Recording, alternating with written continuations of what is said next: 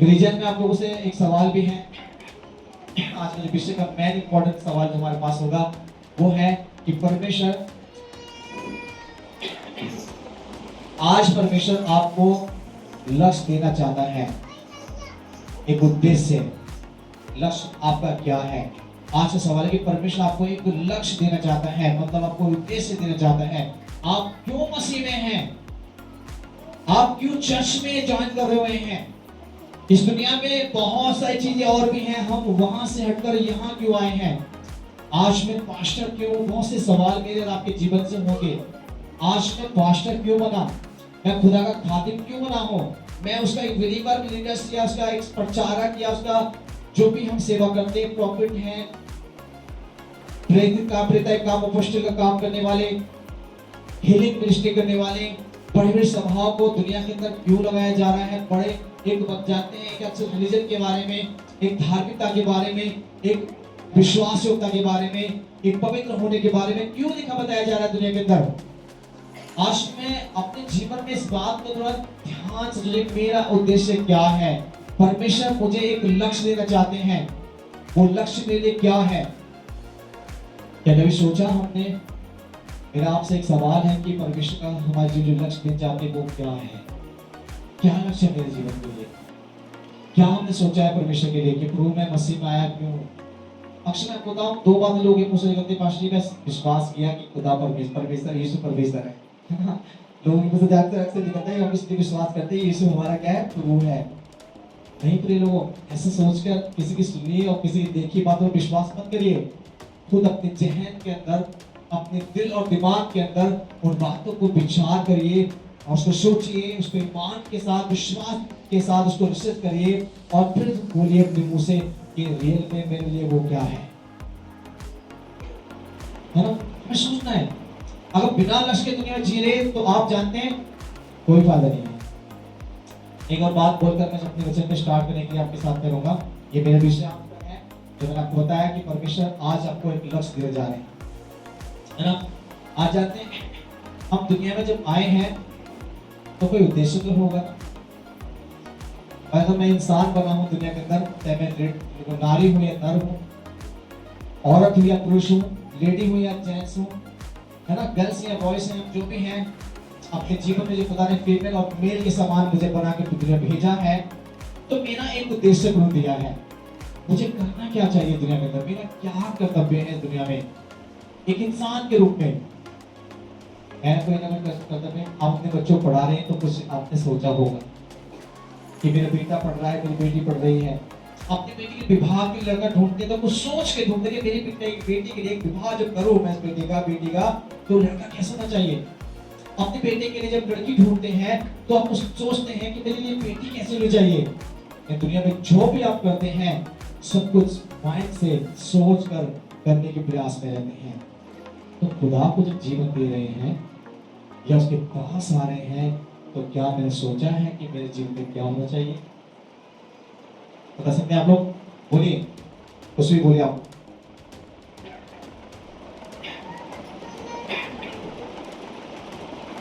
कुछ तो बोलिए। हाँ ना, कुछ तो बताइए कि हाँ पास्टर जी ये वाली बात थोड़ी जरूरी है जीवन में, ऐसा करना चाहिए, लक्ष्य मेरा ये होना चाहिए, प्रवेश साथ में आप मुझे ये करना है, मुझे वो पर। जैसे मैं आपका लक्ष्य बताऊँ, जब रियल बात है, मैं आपको पहले स्टार्टिंग बताता हूँ। मैं संसार में था, जब दुनिया में था, जब मैं मसीह में था, परमेश्वर को नहीं जाना था, मेरी फैमिली जानती थी, तो मेरा लक्ष्य था कि मैं बहुत बड़ा अमीर बनूं। मेरा लक्ष्य कि बहुत बड़ा अमीर, इतना बड़ा अमीर बनूंगा, दुनिया से सबसे बड़ा अमीर आदमी मैं ही होना चाहिए। ये मेरा लक्ष्य था कि मैं बहुत पैसे के पीछे भटका था। इतना पैसे के लिए दिन रात मैंने किया और पैसे कमाया भी। मैं हर काम को करने सीखा बचपन से। मैं अपनी 8-9 साल की उम्र से, 9-10 साल की उम्र से दौड़ कर मैंने अपने परिवार को भी बताया कि मैं रिक्शा चलाना स्टार्ट किया 10-11 साल की उम्र में। पैसे के लिए से पतंग उड़ाने की चक्कर में रहता था, पतंग उड़ाना, कौन दरवाजे, बहुत सारा स्टार्ट किया है। मैं रिसर्च करने लगा, बेलदारी में चला गया, अगर जगह पैसे कमाया, फिर उसका डॉक्टरी लाइन में चला गया। मात्र 2.5 सबसे पहले नौकरी में जीवन में थी, वो थी 300 रुपए की। Doctor Nakul Upadhyay skin care centre आज भी प्रेम रोड पर है। सबसे पहले नौकरी में उनके यहाँ पर करी कंपाउंडरी की, फिर मात्र 300 रुपए महीने मुझे मिली, पहली नौकरी थी मैं लाइफ में। उसके बाद एक डॉक्टर के समय से व्यक्ति मिला, उसने बोला कितने पैसे देते? 300 का, आपको 2000 दिलवा के मेरे पास आना। हम चले गए, वहां जाकर कंपाउंडिंग 6 साल के 4 साल कंपाउंडरी मैंने की। 4 साल काम के सीखने के बाद डॉक्टर के समाज रिस्पेक्ट किया, पर उसके बाद फिर मैं विदेश हो गया। मतलब बहुत से मैंने काम किए, लक्ष्य था कि पैसा कमाऊं, कुछ भी करूं पैसा कमाऊं, पैसा, चाहे वो नौकरी कुछ भी हो, काम कैसा भी हो, और मुझे पैसा चाहिए। ये मेरा लक्ष्य था दुनिया में। और अब मेरा लक्ष्य जो है वो है खुदा के नाम से हर एक आत्मा को जीतना, पूरी पृथ्वी तक परमेश्वर की गवाह बनकर उसके लिए खड़ा होना। ये मेरा लक्ष्य है कि पृथ्वी के छोर तक जाऊं और जहां तक वचन नहीं सुनाया गया मैं वहां जाकर कोई वचन सुनाऊं और वह कलीसिया बनाऊं। मेरा लक्ष्य है कि कलीसिया की स्थापना करना, अपोस्टल की सेवा के लिए मैंने अपना डेडिकेट किया हुआ है। अपोस्टल की सेवा मतलब प्रेरिताई करने की सेवा, जगह जगह जाकर कलीसिया को स्थापना करने का एक मेरा दर्शन, मेरा लक्ष्य है पूरे वर्ल्ड के अंदर। और मैं वर्ल्ड में घूमा भी हूँ, काफी शहरों में घूम के आया हूँ, काफी शहरों में कलीसिया स्थापना भी की, काफी जगह लोगों से मिला, काफी जगह गया भी हूँ। और मेरा एक लक्ष्य है कि जगह जगह जाकर सेवा करूँ परमेश्वर की। ये मेरा लक्ष्य है।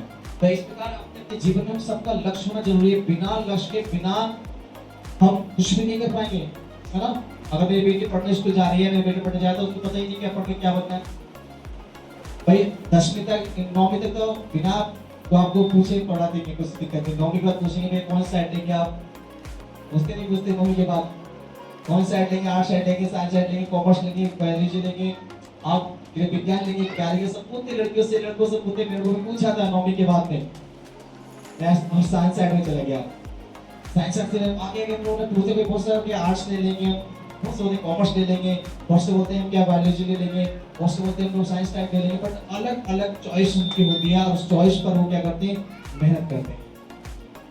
और उस मेहनत के द्वारा एक दिन उनके अंदर वो टारगेट होता है कि इस टारगेट पर जब पूरा करूंगी या करूंगा तो ये लक्ष्य को प्राप्त करके मैं इस पोस्ट पर रहूंगा और मैं खुद अपने जीवन में इस बात का अहम रखता हूं कि मैं आज वो बन गया हूं। हालेलुया, सही बात है ना। ये लक्ष्य होता है हमारे संसारी पढ़े लिखने बच्चों के लिए या अपनी जॉब की टारगेट के लिए, अपने घर के लिए, जो भी हम सोचते हैं ऐसे ही मेरे खुदा के संग सोचना है। चलिए मैं आपको एक वचन आपके साथ शेयर करेंगे और उस बात को थोड़ा सा ध्यान करेंगे और इस बात पर हम देखेंगे खुदा कलाम को कि परमेश्वर ने जो आज हमारे एक लक्ष्य के लिए रखा है उससे पहले परमेश्वर मेरे क्या किया है, क्या हम उस लक्ष्य को मानना जरूरी है या मैं करना चाहिए नहीं चाहिए, कि मैं क्यों करूं। इफिसियों की पुस्तक निकालेंगे, उसका 2 अध्याय उसकी 8 और 9 पढ़ेंगे। पहला नंबर इफिसियों की पुस्तक उसका 8 और 2 अध्याय उसकी 8 और 9 पढ़ेंगे। इफिसियों की पुस्तक को निकालें। क्योंकि विश्वास के द्वारा हाँ जिससे तुम्हारा उद्धार हुआ है हाँ। और यह तुम्हारी ओर से नहीं वरन परमेश्वर का दान है। हाँ। और न कर्मों के कारण ऐसा ना हो कि कोई घमंड करे। बस 8 9 पूरा हो गया ना। बस यहाँ परमेश्वर आपको क्या होता है कि आज जो हमने नजात या उद्धार या अपने खुदा के लिए मान रखने वाले बन गए, ये सब किसके द्वारा हुआ है। क्या आप अपनी बुद्धि से कर पाए हैं, क्या मैं अपनी बुद्धि से आज पास्टर बना हूं, क्या मैं अपनी बुद्धि के द्वारा आज चर्च की स्थापना कर रहा हूं, या आप अपनी बुद्धि से चर्च में आए हैं या अपनी मर्जी से उसके पास में है। फिर वो हम में से ऐसा कोई भी व्यक्ति नहीं है जो अपनी बुद्धि से, अपनी मर्जी से, अपनी इच्छा से चल रहा होगा। हालेलुया। आज खुदा का कलाम मुझे इस बात को बताना चाहता है, इस बच्चे को जब हमने पढ़ा है तो कि 8 और 9 में, तो यहाँ पर विषय था इसकी 8वें आयत को पढ़े। पहले बेटा एक जरा कोई 8वें आयत को पढ़े और यहाँ पर विषय बताते हैं क्योंकि हाँ। विश्वास के द्वारा अनुग्रह हाँ ही से उद्धार पाया हुआ है। वैसे यहाँ जानते हैं हमारे विश्वास के द्वारा अनुग्रह से हमने उद्धार को पाया हुआ है। आप जानते हैं कि जब हमारे जीवन में विश्वास आया, उसको फेथ कहते हैं, नजात कहते हैं, अपने जीवन में उसको हम विश्वास ईमान कहते हैं, खुदा के लिए जब फेथ करते हैं तो ये वर्ड यहाँ से मिलता है, विश्वास के द्वारा हमें ग्रेस मिली, नजात मिला, उद्धार मिला। क्यों? हमारे ईमान के द्वारा। हमने ईमान किस पे किया? आपके अंदर ईमान कैसे आया? आप ईमान में कैसे आ चुके? कैसे विश्वास आपने किया? आपने खुदा के कलाम को सुना, उस नबियों के बारे में जाना जो खुदा के लिए आज से काफी साल में जगत में दुनिया में आए, और उसने वो नेकी का काम, ईमानदारी का काम, विश्वासयुक्ता का काम किया, और जिनके द्वारा हमने अपने जीवन में बड़े सैक्रिफाइस को देख पाए, बलिदानों को देख पाए, और तब हमें मालूम पड़ा कि ये नबी, ये परमेश्वर, खाते परमेश्वर के जो इस कलाम में लिखा, ये मेरे जीवन के लिए अहम है। हालेलुया। और तब हमने अपने जीवन में इस ईमान को, इस विश्वास के द्वारा हमने ग्रेस को प्राप्त किया, उसके अनुग्रह को प्राप्त किया, और तब हम परमेश्वर की नजात को पा पाए। और ये मेरे आपकी बुद्धि से नहीं हुआ, मेरे और आपके कहने से नहीं हुआ, यहाँ और कुछ परमेश्वर बोलते पड़े।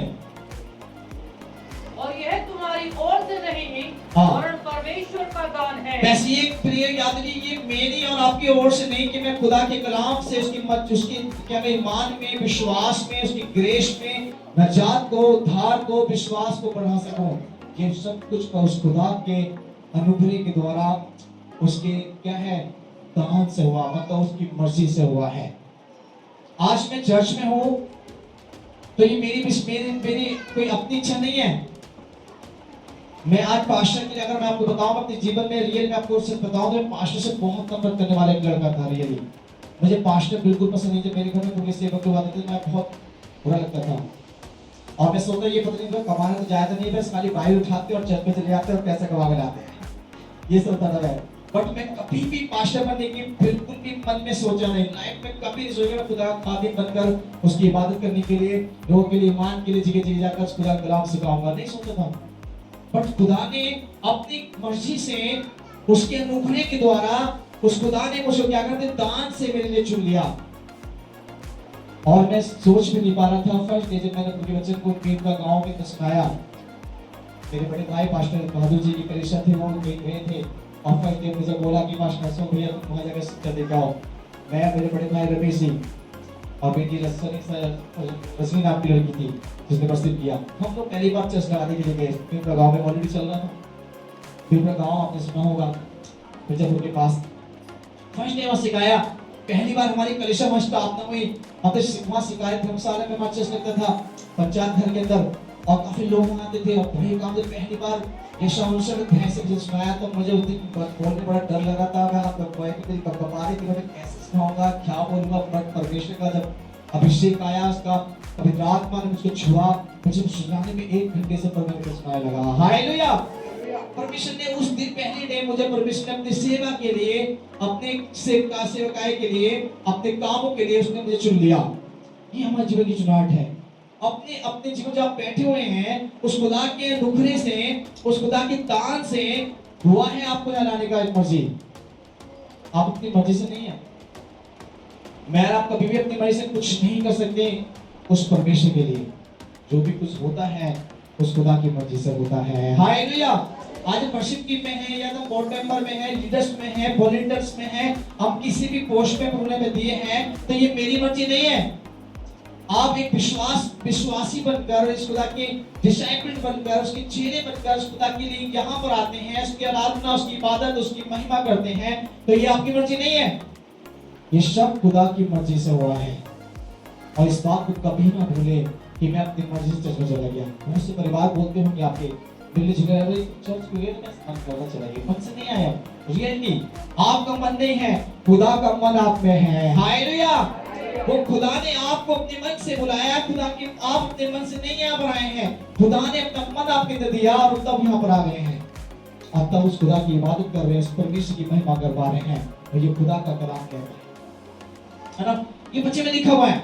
इसलिए जो हमने 8 मिनट पढ़ी, हमारी स्टार्टिंग परमेश्वर का जीवन का मेन लक्ष्य जो है, जो उद्देश्य से स्टार्ट होता है, यहाँ से स्टार्ट होता है कि मैं क्यों उसके लिए अपना दर्शन तैयार करूं, मैं क्यों खुदा के काम में अपने आप को डेडिकेट करूं, मैं क्यों उस परमेश्वर के लिए जीना स्टार्ट करूं, मैं क्यों आज रात में स्टार्ट किए। मेरे सारे गीता जो थे फर्स्ट 3 की जो स्टार्ट में गाए थे, वो समाज बच्चे पर रिलेटेड है मेरे।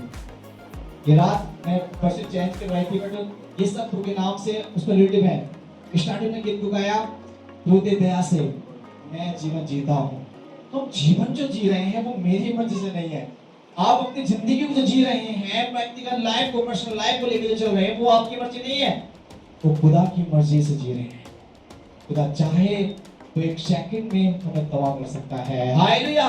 वो चाहे तो 1 मिनट के अंदर मेरी जिंदगी को बिल्कुल मिट्टी में मिला सकता है, बट वो चाहे तो 1 सेकंड में मुझे महान ठहरा सकता है। क्योंकि खुदा का कलाम में लिखा हुआ है, उसकी कृपा से मैं आगे बढ़ता हूँ। आज जिस काम में आप बढ़ रहे हैं, प्रभु की आत्मा में, प्रार्थना में, सामर्थ में, आराधना में, चर्च में, किसी भी काम में बढ़ रहे हैं, वो खुदा की कृपा पर है, उसके आप पर अपनी दया है, तब खुदा के नाम से बढ़ पा रहे हैं। हालेलुया। हम सोचते हैं कि मैं वर्शिप में आना नहीं चाहती थी, आना नहीं चाहता था, बट मैं अपना भी खड़ा होने लगा, या पास्टर्स के द्वारा खड़ा हो गया, बट नहीं, या मैं लीडर्स बन गया, सेवा करो, नहीं, मेरी मर्जी नहीं। मेरे लोगों, ये मत सोचिए, यदि बहुत अभागे हैं वो लोग जो खुदा की इबादत में, खुदा के काम में वो सहभागी नहीं है। बहुत अभागे हैं वो परिवार, वो खानदान, वो व्यक्ति का लाइफ, उसके जीवन में, जिन्हें अभी तक खुदा के लिए तो सौंपा नहीं है, उसके काम को नहीं कर रहे, उसके काम के लिए तैयार नहीं है। बड़े अभागे लोग हैं वो। रियल की बाइबल में लिखा हुआ, मैं नहीं कह रहा, बाइबल में लिखा हुआ है, रियल बात। आज बहुत हमारे जीवन में धन्य हैं हम लोग, खुदा के लिए अपने वो समर्पण करके उसके काम में डेडिकेट किया है। जितना समय संसार हमने बिताया, दुनिया की फालतू काम बिताया, हम जब तक उस खुदा की, उसके कलाम को नहीं जान पाए, जब तक उसकी खुदा के कलाम को अपने कान सुनकर अपने जहन में नहीं रख पाए, तब तक हम अभागे के समान जीवन जी रहे थे।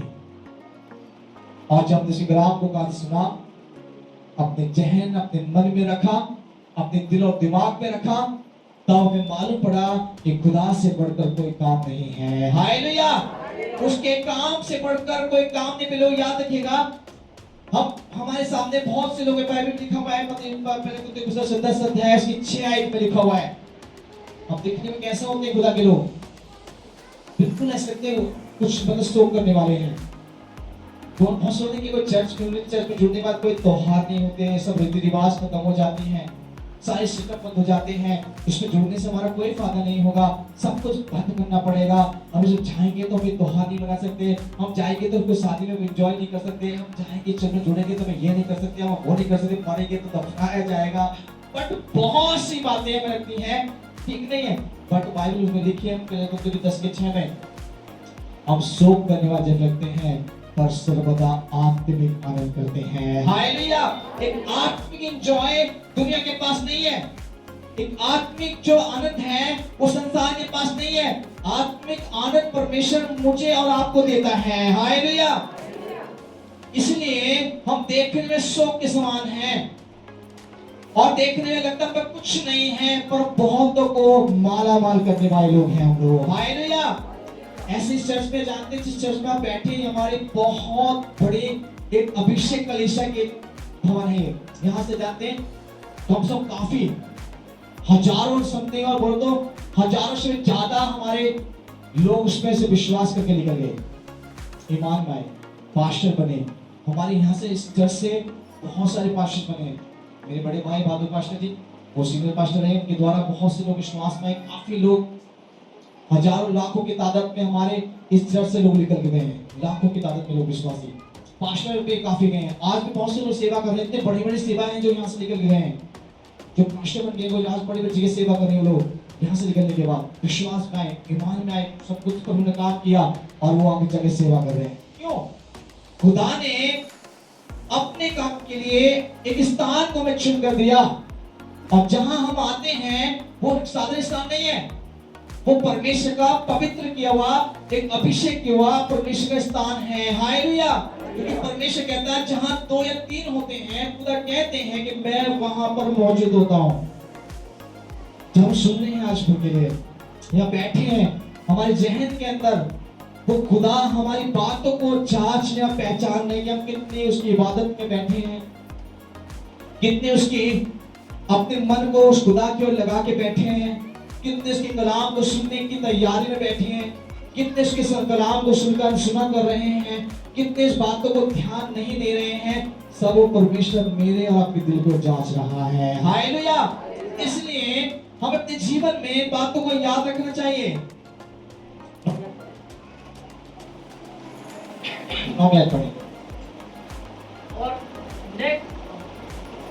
और मैं कर्मों के कारण ऐसा ना हो कि कोई घमंड करे।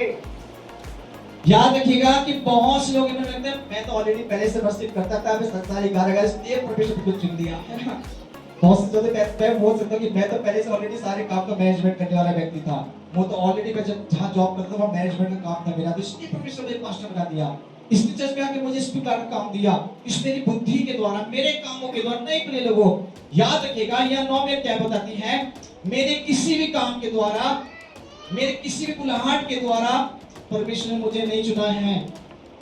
और ये मन में घमंड न करना कि मैं अच्छा पढ़ा लिखा एजुकेट हूँ इसलिए पास्टर ने मुझको चुन लिया। पास्टर की औकात क्या है? कौन सा पास्टर चुन सकता है मुझे रात को? किसी की औकात नहीं है। प्रिय लोगों, खुदा ना चाहे तो कुछ नहीं कर सकते। हालेलुया। इसलिए खुदा के कलाम में लिखा है, यूहन्ना की पुस्तक उसका 15 अध्याय से 16 में आत्मा लिखा है, तुमने मुझको नहीं पर मैंने तुमको चुना है। लिखा हुआ उसमें डायरेक्ट खुलकर, तुमने मुझको नहीं चुना बट मैं तुमको चुना ताकि तुम क्या करो, फल लाओ और तुम्हारा फल बना रहे, और जो तुम मेरे नाम से पिता से मांगोगे वो तुम्हें देगा। हालेलुया। आज के परमेश्वर कहते हैं उसने चुना है मुझे और आपको। मेरी और आपकी औकात नहीं कि हम किसी को चुन सके, चल जा सके, अपने वो तैयार कर सके। खुदा ने चुना है, इसलिए कहता कि मेरे कोई कुलीन के द्वारा नहीं, मेरे कामों के द्वारा नहीं, मेरी बातों के द्वारा नहीं, मेरी पर्सनालिटी को देखकर नहीं, मेरी पढ़ाई को देखकर नहीं, मेरी किसी भी चीज को देखकर नहीं, किसी भी एंगल में उस खुदा ने मुझको नहीं चुना। वो तो पहले ग्रंथ की पुस्तक 1 अध्याय 25-26 में कहता है कि मैंने जगत के मूर्खों को चुन लिया। हालेलुया।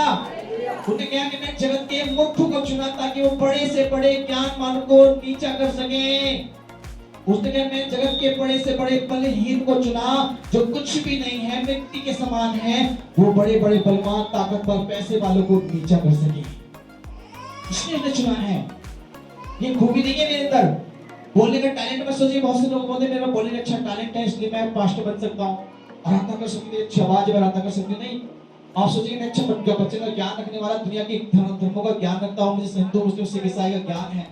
हिंदू में क्या होता है, मुसलमान में क्या होता है, सिख में क्या होता है, ईसाई में क्या होता है, सब ज्ञान है, इसलिए मैं अच्छा पास्टर बन सकता नहीं। प्रिय लोगों, आपका ज्ञान आपको परमेश्वर के स्वर्ग में लेकर नहीं जाएगा। हालेलुया। आपका एजुकेशन आपको परमेश्वर के स्वर्ग लेकर नहीं जाएगा, आपकी पर्सनालिटी आपको स्वर्ग लेकर नहीं जाएगी, आपकी अहमियत आपको स्वर्ग लेकर नहीं जाएगी, किसी भी चीज में आप स्वर्ग नहीं जाएंगे। हालेलुया। अगर खुदा के जन्नत में विश्व में जाना है तो अपने को छोटा करके बंद फिराकर उसकी चुनाहट में जीवन जीने की जरूरत पड़ेगी।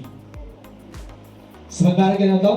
मैं आपको 5 बातें बोलूंगा, 5 बातों के साथ आप इस बात में पहले चुनाहट की जो हमारे जीवन की जो लक्ष्य है वो किस बात पर होगा। यीशु को अपना क्या करें, एकमात्र उसका इच्छा को क्या करें, जाने।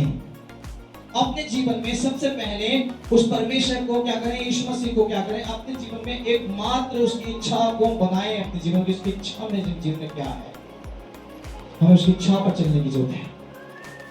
पहला लक्ष्य हमारे जीवन क्या होना चाहिए कि हम मसीह में जब आगे विश्वास किया, पास्टर्स बन गए, लीडर्स बन गए, वॉलंटियर्स बन गए, परसीवर बन गए, कुछ भी बन गए, पर परमेश्वर डिसाइपल हैं, उसके चेले हैं, उसकी खुदा की विश्वास योग्यता के साथ जीवन जी रहे, तो हमें पहला काम, अपने जीवन का पहला लक्ष्य है कि उस परमेश्वर की इच्छा को अपने जीवन में बना के रखें। हालेलुया। उसकी इच्छा को, यीशु मसीह की इच्छा को अपने जीवन में बना के रखें। उसकी इच्छा क्या है, मैं क्या करूं, है ना। दूसरा नंबर जानते हैं, दूसरा परमेश्वर कहते हैं कि ईश्वर को जाने यानी परमेश्वर को जानना। आपका दूसरा लक्ष्य होना चाहिए कि परमेश्वर को जानना है। मुझे इस दुनिया में परमेश्वर कैसा है, कौन है, क्या है, मुझे जानना है। हालेलुया। हर किसी को खुदा मत कह दीजिए, हर किसी के सामने घुटना मत टेक दीजिए, हर किसी के सामने मत्था मत टेक दीजिए, किसी को ईश्वर मत मानिए। ईश्वर के कर्म को देखिए, उसके तत्व को देखिए, उसके व्यक्तिगत जीवन को देखिए, उसके बैकग्राउंड को देखिए कि रियली वो ईश्वर के लायक है नहीं। हालेलुया। इसलिए हमें उस परमेश्वर को जानना है, दूसरा लक्ष्य मेरे जीवन में होना चाहिए। तीसरा नंबर, प्रेम के सिद्धांत को क्या करें, उसमें जिए, उस परमेश्वर के प्यार में, मोहब्बत में जीना सीखें। अगर खुदा का मोहब्बत, खुदा का प्रेम तुम्हें है तो आप लक्ष्य में जीवन जीने वाले लोग हैं, है ना। आप दुनिया में जानते हैं, मैं कभी कभी जो मार्केट में निकलता हूँ, मैं बहुत मार्केट में जाता हूँ क्योंकि मैं पहले तो बाइक से जाता था, कार से तो शॉर्टकट पाता था, लेकिन अब तो मुझे मार्केट में जाना पड़ता है क्योंकि मैं रिक्शे से जाता हूँ, क्योंकि मैं ऑफिस जाना पड़ता है अपने ऑफिस के पास। पर जानते हैं जब लोगों को देखता हूँ, लोग कैसे करते हैं, बाइक पे जा रहे हैं, गाड़ी चलाया रहे हैं, पता नहीं लग रहा है कोई दिक्कत है ना, कोई रिक्शे बैठे हुए गए फिर लेट से बहन लोग बैठते हुए साथ में भाई लोग बैठते हैं लगा दिया है ना किसी को मारा है बहुत बड़ी तकलीफ में है घर में रोड पे चलते समय लोग क्या कर रहे हैं चल तो देख तो रहे पर उनका दिमाग कहीं और है चलने रोड पर है दिमाग कहीं और है बट क्यों क्योंकि तो खुदा की मोहब्बत नहीं है उन्हें परमेश्वर को जाना नहीं है और वो नहीं जाने हैं इसी कारण अभी तक वो खोए हुए दुनिया में हैं आप किसी को देखेंगे बहुत लोग मुंह को चेहरे को जब देखें भीड़ में जब जाते हैं तो किसी के चेहरे पर उदासी होती है पर चेहरे पर गुस्सा दिखाई देता है किसी चेहरे में लटका हुआ दिखाई देता है किसी चेहरे पर थोड़ी सी हंसी दिखती है किसी चेहरे में मुस्कुराहट है किसी पर नहीं है 99% किसी के चेहरे पर खुशी और मुस्कुराहट नहीं होती हालेलुया 99% लोग आज संसार में बड़ी समस्याओं में जीवन जी रहे हैं उनके पास खुदा की मोहब्बत नहीं है उनके पास खुदा का जानना वो अभी तक नहीं जान पाए खुदा कौन है इसलिए ऐसा है इसलिए मैं आपको तीसरी बात बताना चौथी बात है सुसमाचार का प्रचार करना परमेश्वर के वचन को हमें सुनाते रहना ये मेरा लक्ष्य होना चाहिए आपको अपने जीवन में परमेश्वर के वचन को हर किसी को जहां भी जाए खुदा के नाम से उसके कलाम को सिखाने के लिए तैयार रहिए अभी मत सोचिए बाइबल लेके जाऊंगा सिखाने के नहीं आप खुद एक बाइबल बन जाइए आप खुद परमेश्वर का वचन बनिए आपका जीवन ऐसा हो लोग देखें और आपको परमेश्वर जाने खुदा के व्यक्ति जा रहा है हालेलुया आप बाइबल का वचन सुनाने के लिए आप खड़े होकर किसी घर में जाकर मत बोले हाँ भाई हमें यीशु के बारे में सुनाना है सुनोगे क्या नहीं जी होगा से बैठ बोलेगा तो लेकर बोलो यीशु के बारे में बात करते हो आपका स्वभाव आपका देखना आपका उठना आपका पहनना आपका चलना खुदा का कलाम बन जाए आपका नेचर खुदा का कलाम बनना चाहिए आपके वस्त्र जो आप पहनते हो खुदा का कलाम जी बनना चाहिए बोलोगे हम लड़की तो बहुत देखी है और इस बहन जैसी देखी तो अपने अच्छे लगाते पर देखो बिल्कुल संस्कारी है भाई जरूर अच्छी है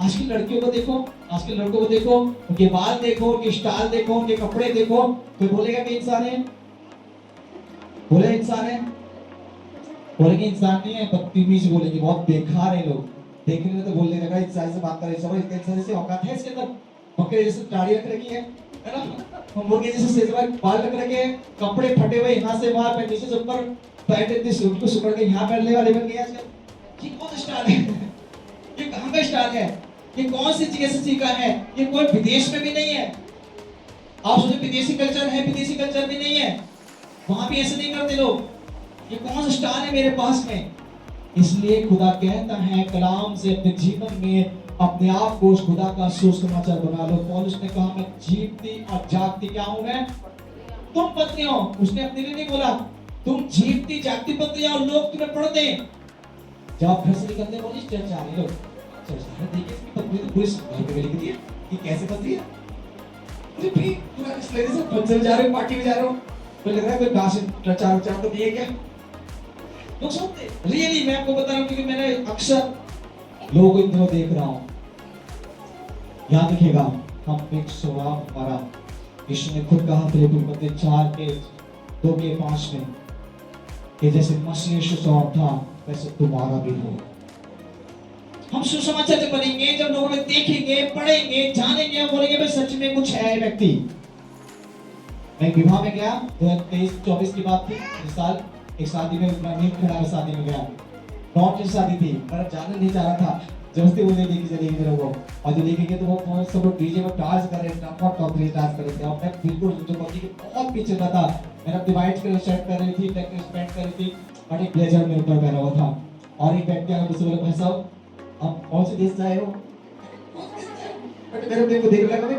अलग से देख रहा हूँ तो मैं सोचा मैं देश तो भैया यही का हूँ नहीं आप कुछ अलग से लग रहे हैं मेरा वो अच्छे एजुकेट पढ़ा लिखा लग रहा था मुझे कि आप सबसे अलग दिख रहे हो यहाँ से जो आपके से उम्र के खूब दारू पी रहे हैं डांस कर रहे हैं नाच रहे हैं गाने पर आपने अभी तक मैं आपको बहुत देर नोटिस कर रहा हूँ आप जब से यहाँ पर आए हो इनके एक के साथ बैठ कर अपनी बात नहीं करी तो मेरा आप कौन हो भैया कहाँ से हो फिर मैंने बताया आपको मैं परमेश्वर का खुदा का खादिम हूँ और उसकी चर्च चलाना पूरा 400 सेवा का पास्टर हूँ हाँ जब भी आप लग रहे थे वो लोग ये दिखते हैं जो कुछ ना कुछ होते हैं वही दिखने लगे उसने बोला उसके अंदर परमेश्वर ने काम किया उसने पहचान दिया खुदा भी जानता है शैतान भी जानता है कौन कैसा है हालेलुया शैतान, अगर आप पवित्र और पाक जीवन को जीते हुए खुदा की किसी भी दुनिया में जाओगे, शैतान जो है वो आपको देखकर डर जाएगा, बस अब टिक नहीं पाएगा। जो खुदा के अच्छे, नेक और ईमानदार लोग होंगे वो आपसे मिलने के लिए आएंगे, ये पहचानने के अपने लाइफ के लिए। जब मैं नेकी पर, ईमानदारी पर, पवित्र और पाक जीवन जीता हूँ, तब लोग मुझे ऐसे ही मिलेंगे जैसे मैं हूँ। जिस संगति से मैं निकल रहा हूँ, ऐसी संगति के लोग मुझे मिलकर पसंद करेंगे। जिस संगति के लोग हैं दुनिया में, देखिएगा आप सब लोग देखिए, शादी में, पार्टी में, बड़े बड़े फंक्शन में, वो अपनी अपनी यूनिटी को ढूंढते हैं। कौन सी यूनिटी देखते हैं? देखते हैं लड़के जो होंगे वो लड़के तो जाएगी, लड़की तो जाएगी, बड़े बड़े बूढ़े सब लग जाते हैं, क्योंकि पता कि मेरी यूनिटी में जो ग्रुप है ऐसे ही है। जानते हैं ऐसा क्यों करते हैं? उनको पता है कि मेरी मौजूदगी जो है, जो मेरे जो लोग हैं, जो जिस प्रकार मैं हूं, मुझे ऐसे ही लोग चाहिए। तो आप दुनिया में ढूंढिए अपने जैसे, और आप खुदा के लोग हैं तो बाइबल में लिखा हुआ है कि अंतिम दिनों में खुदा के पवित्र लोगों की संगति रखो, है ना। चौथा बात, दैनिक जीवन में परमेश्वर के सामने सम्मान करो। आपका हर दिन पर्सनल लाइफ, हर दिन जो आप परमेश्वर में जी रहे हैं, उस परमेश्वर का सम्मान करने सीखिए। ये आपके 5 लक्ष्य आपके अंदर होना चाहिए। और जब इन 5 लक्ष्य को अपने जीवन में एक टारगेट बना लोगे, आप एक पर जिस प्रकार सोचोगे मुझे ये करना है, तो आप उस लक्ष्य के आगे जीत पाओगे। हालेलुया। उसके बाद एक बच्चा पढ़ेंगे इब्रानी पत्र 12 का 2, जल्दी से पढ़ें, फिर समझ करेंगे जल्दी से। 12 का 2 पढ़ें।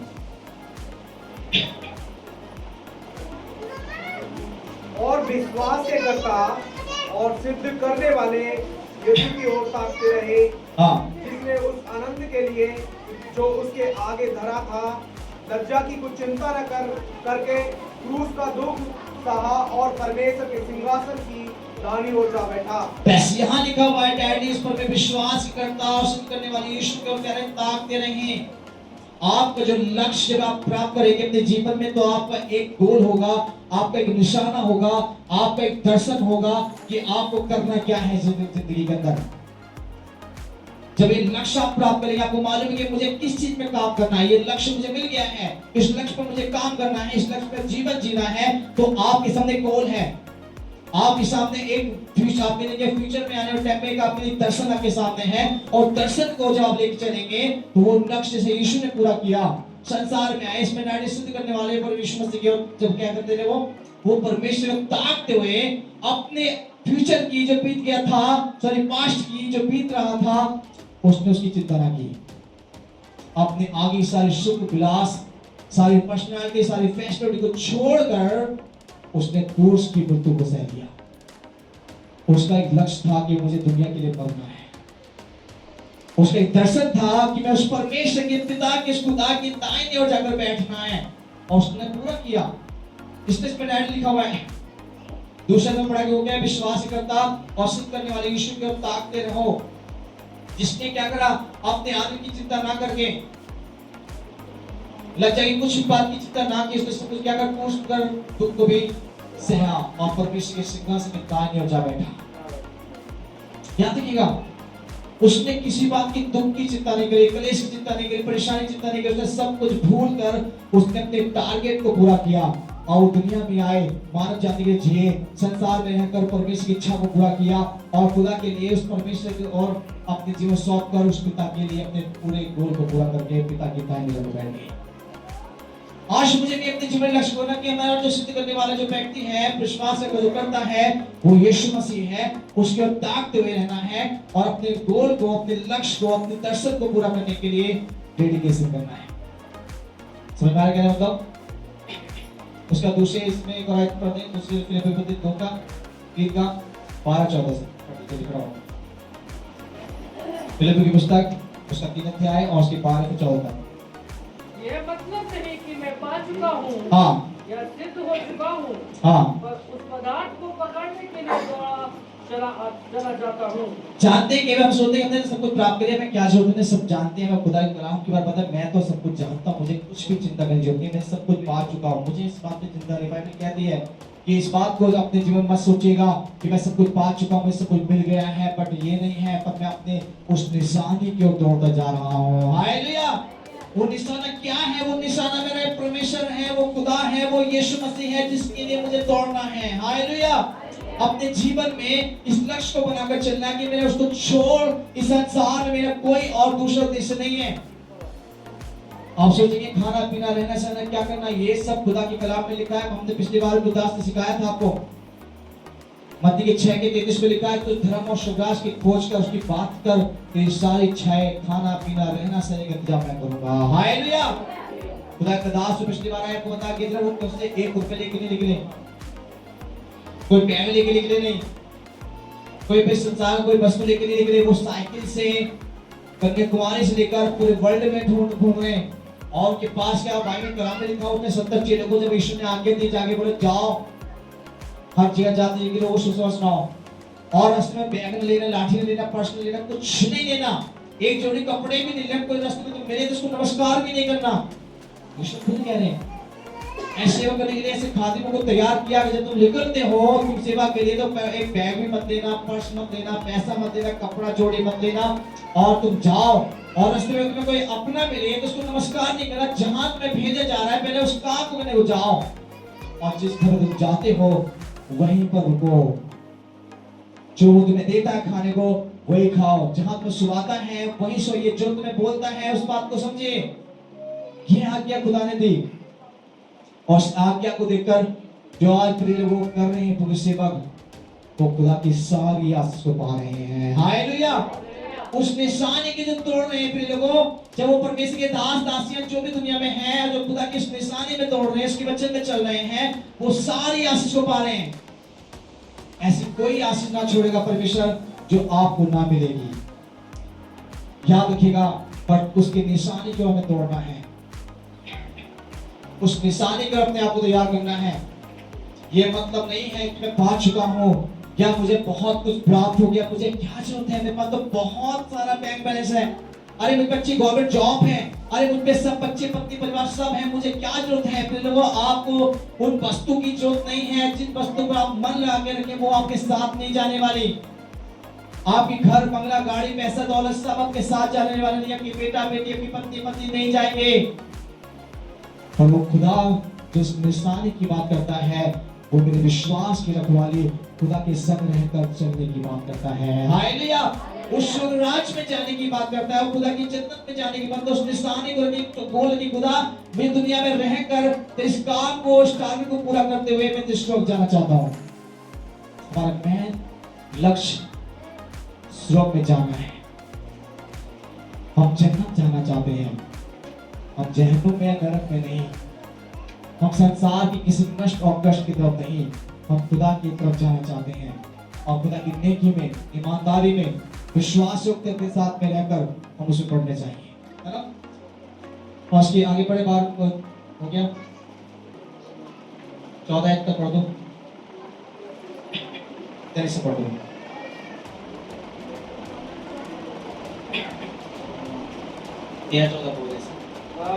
जिसके लिए यीशु मसीह ने मुझे पकड़ा था। हाँ। हे भाइयों, मेरी भावना यह नहीं कि मैं पकड़ चुका हूँ, परंतु केवल यह एक काम करता हूँ कि जो बातें पीछे रह गई हैं उनको भूलकर आगे की बातों की ओर बढ़ता हुआ निशाने की ओर दौड़ा चला जाता हूँ, ताकि वह इनाम पाऊँ जिसलिए परमेश्वर ने मुझे मसीह यीशु में ऊपर बुलाया है। बस जानते हैं कि खुदा कलाम से हम ये सीखते हैं कि खुदा ने मुझे आपको इसलिए नहीं बुलाया संसार में केवल आओ चर्च में प्रार्थना करो, गीत गाओ, प्रार्थना करो, अपनी बीमारी को ठीक करो और चले जाओ, इसलिए बुलाया। खुदा ने मुझे अपने कोई निशाना दिया, मैंने आपको एक टारगेट दिया है, एक आपको लक्ष्य दिया है, आपको एक गोल दिया है, आप उस पे काम करने वाले हो जाए। तो मैंने आपको 5 बात बताई हैं, इन 5 बातों को अपने जीवन में इन पर काम करना स्टार्ट करें, अपने जीवन में, पर्सनल लाइफ में, अपनी व्यक्तिगत जीवन के अंदर इन 5 बातों को करना स्टार्ट करें, तब आप एक दर्शन को प्राप्त कर पाएंगे। हालेलुया। और फिर आपको एक निशाना मिल जाएगा, आपको मालूम पड़ जाएगा यीशु को छोड़, इस खुदा को छोड़ मेरा कोई और गोल नहीं है, मेरा कोई और सक्सेस नहीं है, मुझे इसको छोड़कर किसी और के पीछे भागना दौड़ना नहीं है। मैं एक दौड़ में दौड़ूंगा तभी नाम को जरूर पाएंगे। हालेलुया। दौड़ते दौड़ते सभी है ना, हम गीत भी गाते, दौड़ में तो सभी दौड़ते हैं, ऐसे गीत गाते हैं, परिणाम एक पा लेता है, केवल इनाम एक ही व्यक्ति पाएगा। दौड़ हम सब दौड़ेंगे, जो उसमें पवित्र, निर्दोष, निष्कलंक, अपने आप को पाक बना के रखेगा, वो भी खुदा के राज में, खुदा के जन्नत में एक अच्छा इनाम को पाएगा। हालेलुया। आज लोग अपनी पढ़ाई के लिए ढूंढ रहे हैं, खुदा भी कहता है मैं तेरी पढ़ाई इस संसार में नहीं स्वर्ग में करूंगा। हालेलुया। इसलिए आज अपने तैयार करिए लोगों, अपने उसके हाथ में सौंपिए और खुदा की इस निशानी के दौड़ते रहिए। लास्ट बात बोलकर जैसा खत्म कर रहा हूं, इसकी दूसरे दिन 4 का 7 पढ़ दीजिए। 4 का 7 एक बहन और इंपॉर्टेंट बात बोलकर समाप्त करेंगे। दूसरे तीमुथियुस उसका 4 का 7 पढ़िए। मैं अच्छी कुश्ती लड़ चुका हूँ, मैंने अपनी दौड़ पूरी कर ली है, मैंने विश्वास की रखवाली की है। बस यहाँ परमेश्वर के वचन में क्या लिखा हुआ है? दास पौलुस क्या कह रहे हैं कि मैंने अच्छी कुश्ती लड़ी, मतलब मैं संसार में रहकर, दुनिया में रहकर, मैं संसार के पूरे काम को छोड़कर, दुनिया के पाप और गुनाहों को त्याग कर और खुदा के लिए मैं अच्छी कुश्ती लड़ा। संसार में लड़ने की वाली बात नहीं कि लोग जब पहलवान लड़ते हैं, वो अपनी पर्सनल लाइफ के अंदर बुराई से लड़ता रहा। हालेलुया। अपनी आने वाली बुरी आदतों से लड़ता रहा और बुरी आदतों को अपने आप पर जयवंत नहीं होने दिया, उसको हराता रहा और अच्छी कुश्ती लड़कर उसने क्या करा? अपने उस विश्वास की क्या करी? इसने रखवाली की है ना। इस साथ में आके जो पढ़ रहे लोगों से पढ़ा, खुदा कलाम यही हमें समझाना चाहता है। उसने क्या करा? मैंने इसमें लिखा है कि मैं अच्छी कुश्ती लड़ चुका हूँ, मैंने अपनी दौड़ पूरी कर ली है और इसमें लिखा मैंने विश्वास की रखवाली की है। जानते हैं आप दुनिया में किस चीज की रखवाली करो ना करो, सिर्फ 2 चीजें हैं जो बाइबल में लिखा है रखवाली करने के लिए, सिर्फ मात्र 2 बातें। जानते कौन कौन सी बातें? दूसरी जिसके परमेश्वर रखवाली के लिए बोलता है सबसे अधिक अपने मन की रक्षा कर, 4 का 23 में लिखा हुआ है। और दूसरा में परमेश्वर कहता है अपने विश्वास की रखवाली कर। आपका मन और आपका विश्वास जो है ये खास है आपके जीवन के अंदर, इंपॉर्टेंट है आपके लिए, मुख्य है आपके जीवन में। और जब इन 2 बातों को अपने जीवन में रखते हैं कि मेरा मन संसार की किसी बुराई पर लगने पाए, इसलिए मन को फिराओ परमेश्वर राज्य में लगाओ। दूसरा नंबर आपका विश्वास, आपका विश्वास की रखवाली होता है। आपका विश्वास संसार की भौतिक बातों पे नहीं, काल्पनिक बातों पे नहीं, दिखावटी बातों पे नहीं, खुदा के कलाम पर होना चाहिए। हालेलुया। आपके विश्वास में चलते हैं, ईमान में रहते हैं, खुदा आपसे खुश हो जाता है। हालेलुया। और जब खुदा खुश रहेगा, खुदा आपसे प्रसन्न रहेंगे, आपकी तमाम इच्छाएं परमेश्वर पूरा करेंगे, गारंटी है। इसलिए क्या करना? दास पौलुस ने क्या बोला कि मैंने अपनी कुश्ती लड़ चुका और मैंने क्या अपनी दौड़ पूरी की है, अब मैंने अपने विश्वास की रखवाली की है। आज लोग विश्वास में नहीं रह पाते। आज बहुत सारे लोग देखिए विश्वास में नहीं रह पाते। वायदा करते हैं खुदा मैं ये करूंगा, परमेश्वर में वो करूंगा, मैं ऐसे चलूंगा, मैं वैसे चलूंगा, बहुत जीवन के लिए डेडिकेट करते हैं, पर विश्वास में वो कहते हैं पीछे रहते हैं। आप देखने को मिलते होंगे बहुत से चर्च में आते लोग, अलग अलग जगह स्थानों पे जाते हैं लोग, फिर बैकस्लाइड हो जाते हैं, फिर नहीं पहुंच जाते चर्च लेकर, क्योंकि विश्वास की रखवाली नहीं कर पाए। जिन्होंने अपने बेईमान की रखवाली नहीं करी है, वो एक दिन क्या होंगे? तबाही में जाएंगे, नष्ट और जहन्नुम में जाएंगे, नरक में जाएंगे। उनको कोई बचाने वाला पैदा नहीं है। आपका ईमान जो है, आपका जो विश्वास है, वो खुदा कहते हैं इस प्रविदास के द्वारा, उसके नबी के द्वारा सीखने को मिलता है कि हमें उसकी रखवाली करना है। ये खास बात है। आपके लक्ष्य को पूरा करना है, किसी काम को, किसी टारगेट को पूरा करना है, तो आपको ईमान में रहना पड़ेगा। उदाहरण के जैसे मैंने सारे काम आपको बताए, पढ़ाई लिखने वाले बच्चे के लिए, नौकरी के लिए, जब भाई किसी भी कार्य के लिए करते हैं, तो मेरा एक विश्वास और मेरा भरोसा होना चाहिए, है ना। आप जब स्टेडियम में जाते हैं, मैं भी कई जब स्टेडियम जाता था पहले, बट अब नहीं गया, तो उसमें लिखा है हार के बाद जीत है, जीत के बाद हार नहीं है। लिखा उसमें हार के बाद क्या है? जीत है, और जीत के बाद हार नहीं है। क्यों ऐसे क्यों बोलते हैं? दिमाग लगाइए। हार के बाद जीत तो होगी, और जीतने के बाद कोई हारता है क्या? कोई ऐसा सुना कि जीतने के बाद कोई हार गया क्या? जिस टारगेट को मैं पूरा करना चाहता हूँ और वो टारगेट मुझे मिल गया, तो क्या उस टारगेट को मैं छूट जाएगा क्या मुझसे? वो लक्ष्य से कुछ छीनेगा क्या? नहीं। यदि मैंने सोचा कि मैं एक अच्छा बड़ा सेवक बनना चाहता हूँ, मैं उस लक्ष्य को प्राप्त कर पाया और मैं सेवक बन गया, तो मुझे वहां से कोई नीचे गिरा सकता है क्या? कोई नहीं। खुदा के सिवा दूसरा कोई नहीं है। हालेलुया। इसलिए जिस चीज के लिए आप दौड़ रहे हैं, जिस चीज के दुनिया में आप लड़ रहे हैं, अच्छाई और बुराई के बीच में जीवन फंस रहे हैं आप, उसमें अपने आप को जयवंत करिए और अपने विश्वास की रखवाली करिए। विश्वास को टूटने मत दीजिए, विश्वास को नष्ट मत होने दीजिए, विश्वास में दुनिया में बचाइए, संसारिक कामों में मत विश्वास लगाइए। आज जानते विश्वासी की 3 बात बोलकर मैं समाप्त करूंगा, जो खास आज लोग कर रहे हैं। बोलते हैं विश्वासी हैं, हम परमेश्वर को जानते हैं तैयार, बट मैं बोलूंगा कि उन लोगों के पास बिल्कुल भी विश्वास नहीं है। जो आज दुनिया के संसार के रीति रिवाज करते हैं ना, खुदा के कलाम को जानने के बाद दुनियावी बात काम में लगे हुए हैं, वो विश्वासी नहीं है। वो अपने आप को विश्वासी मत बोलेगा, वो अपने आप को परमेश्वर चुने परमेश्वर के पात्र नहीं है, वो खुदा के कलाम को नहीं जान रहे अभी तक। वो अपने आप को पछताएंगे बाद में, जो सुंदर काम में जाते हैं अपने विवाह में हर प्रकार के रीति रिवाज को मानेंगे, हर प्रकार के बैंड वाइज संसारिक काम में जाएंगे, हर प्रकार के संसारिक चीजों में अपने मन को लगाते हैं। वचन को जानने के बाद, कलाम को सुनने के बाद, विश्वास में महीने 2 महीने साल 2 साल में आने के बाद भी आपने अपने उन पुराने कामों को नहीं त्यागा है, तो आज याद रखिएगा कि आप शैतान और नरक की तरफ जा रहे हैं। लिख के बाइबल पढ़ लीजिएगा, आप खुदा के कलाम को पढ़ के देखिएगा। खुदा ने एक भी व्यक्ति को नहीं बोला कि तो दुनिया में काम करो मेरे पास आओ, और सब कुछ मत फिराओ कि परमेश्वर का राज तुम्हारे निकट है। हालेलुया। आज संसार में शादी विवाह है, दुनिया में जाकर क्या करते हैं? डीजे डांस करते हैं और फिर चर्च में आके हालेलुया धन्यवाद धन्यवाद परमेश्वर माफ कर, परमेश्वर माफ कर। खुदा माफ करेगा क्या? ये दूसरी बात हो रही है कि आज बहन बेटी मामा पापा जो भी हमारे संसार में है, उनकी सारी बातों को मान लेते हैं और खुदा की बात को छोड़ देते हैं। अच्छी बात है क्या? कलाम में लिखा है, यीशु मसीह खुद कह रहे थे, एक बार यीशु मसीह एक बार बड़ी जमात लगा रहे थे, बहुत बड़ा संगत चल रही थी, बड़ा एक चर्च चल रहा था और वहां पर बहुत सारे लोग बैठे हुए थे। और एक व्यक्ति यीशु के चेहरा में बोला, यीशु मसीह तेरी मम्मी और तेरा भाई जो है ना, वो तुम्हें बाहर बुला रहे हैं। तो यीशु डायरेक्टली बात बोले, कौन मेरी माँ है और कौन मेरा भाई है? मुझे खुल के बोलते, कोई मेरा भाई या माँ नहीं है, मेरे भाई और मेरी माँ तो वो है जो मेरे पिता के वचन को सुनता है और चलता है और मानता है, वो मेरे भाई और बहन है। हालेलुया।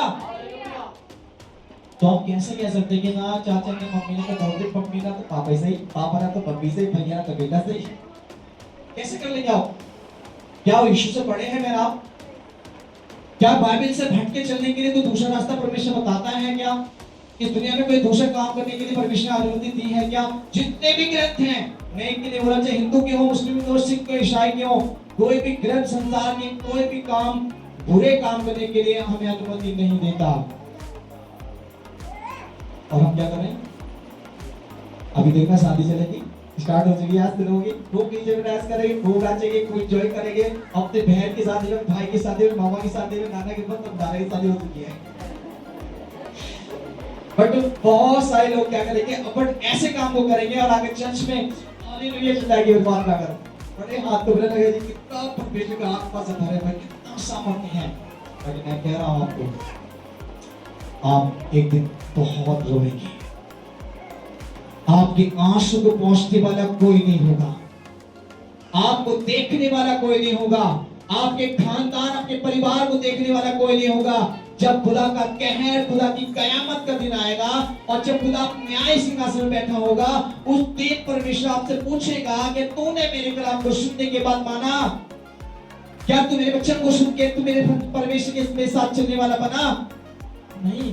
तो खुदा कहेगा झांक नरक के अंदर, वहां आपको डीजे नहीं मिलेगा, वहां आपको अच्छे बिस्तर नहीं मिलेगा, एंजॉय करने की कुछ चीज नहीं मिलेगा। वहां तो आपको एक क्या होगा? बड़े बड़े कातर बिच्छू का बिस्तर होगा, आग की ज्वाला का आपके लिए एक बड़ा एक, यहाँ लो पसंद नहीं है, लोगों को गर्मी पसंद नहीं होती, वहां आपको आग की गंधक की, आग को बुझने वाली कोई बात नहीं होगी।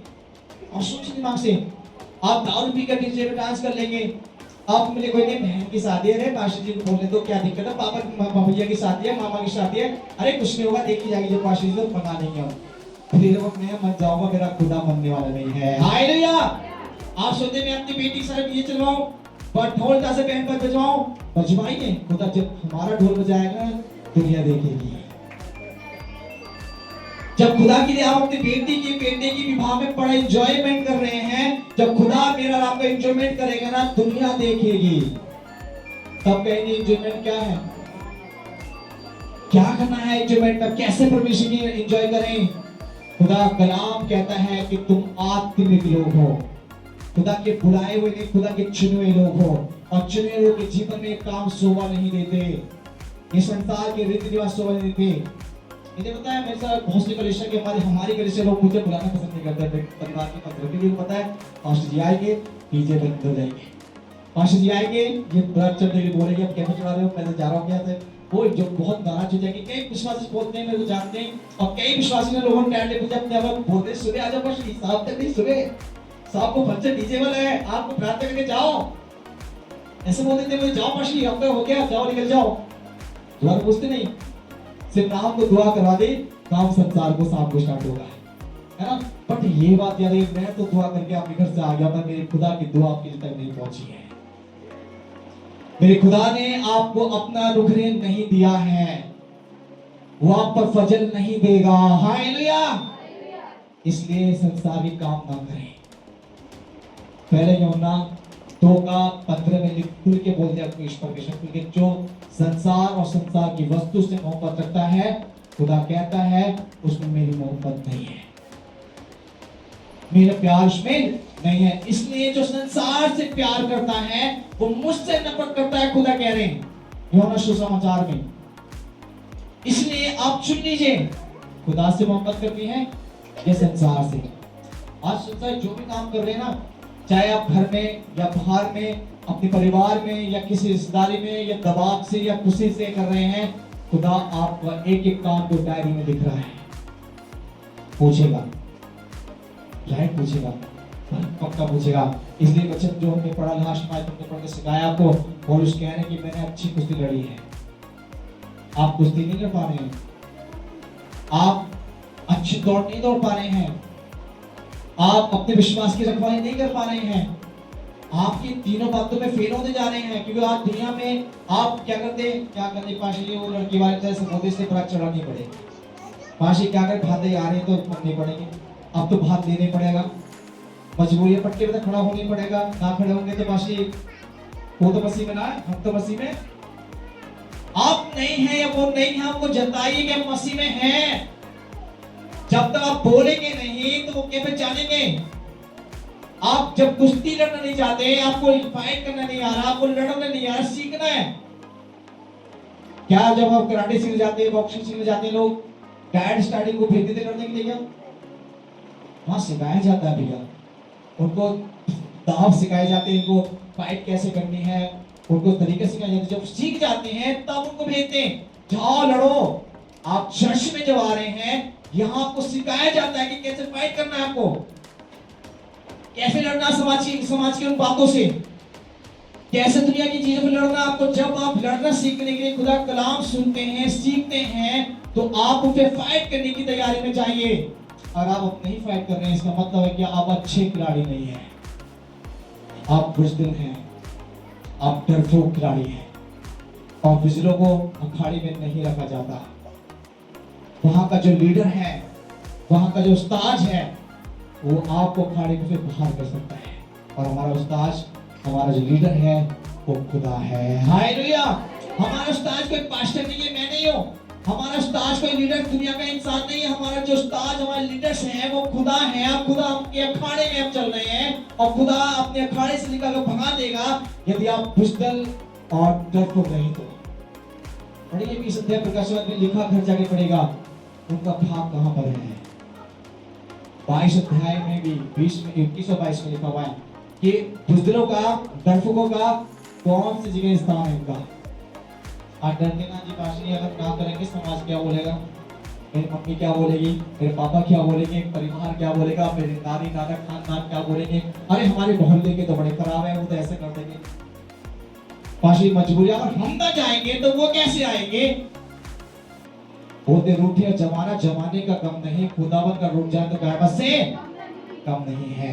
लेकिन याद रखिएगा, मेरा दुनिया रूठ रही है, यीशु से सब रूठ गए थे, सब छोड़ चले गए यीशु को। उसके मम्मी पापा नहीं थे, पापा तो काफी जगह चले गए थे, सबने छोड़ दिया। उसके भाई ने धक्का मार के घर से भगा दिया था, और जब उसको क्रूस पर टांगा, उसके अपने विश्वासी लोगों ने भी छोड़ के भाग गए, लीडर उसके जो चेले थे वो छोड़ के भाग गए।